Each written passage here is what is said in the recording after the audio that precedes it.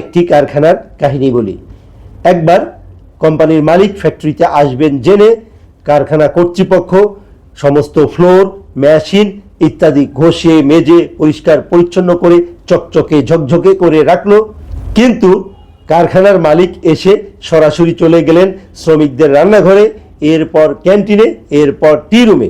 তিনি তার অবজারভেশনগুলো শেয়ার করলেন। মালিকের পরামর্শগুলো আমলে নিয়ে কারখানা কর্তৃপক্ষ যথাযথ ব্যবস্থা গ্রহণ করলো এবং তা বজায় রাখলো। এটি শ্রমিকদের মনের উপরে খুবই ইতিবাচক প্রভাব ফেললো। Let's tell the case of another factory. Knowing that the owner of the company will come to visit the factory, the floors, machines are scrubbed and kept clean and shiny. But the owner came to the factory and went directly to the workers' kitchen, then canteen, and then the tea room. He shared his observations. The factory authority took the appropriate measures and complied with the owner's suggestions. This brought a very positive impact on the minds of the workers.